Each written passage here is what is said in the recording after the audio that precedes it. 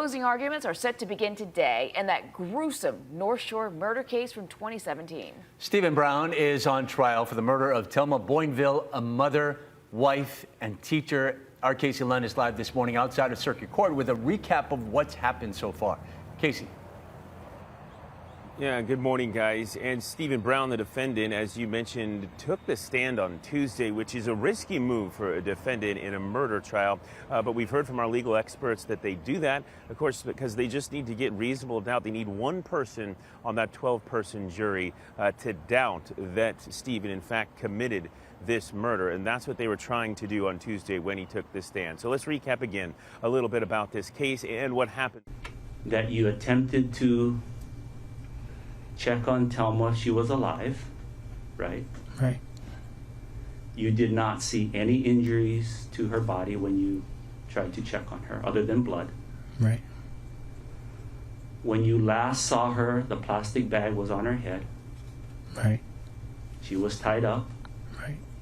Yes. And you did nothing to untie her or remove the bag. No. Thank you, Mr. Brown. No further questions, Your Honor. I do apologize. We had a slight tech That you attempted to soundbite that we played out. check on Again, we are Thelma if having she some was trouble alive, there. right?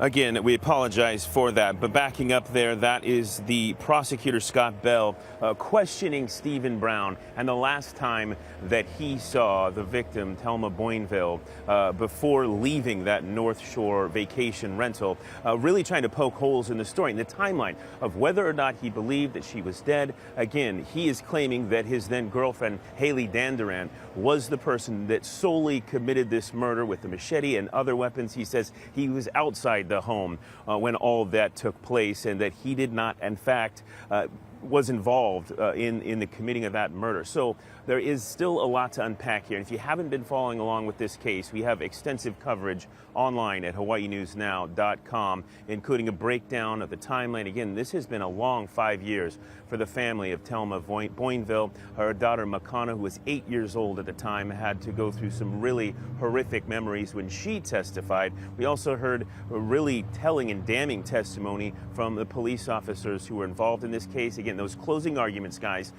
coming up this morning at 9 o'clock right here at Circuit Court. For now, we'll send things back to you. All right, thanks, Casey.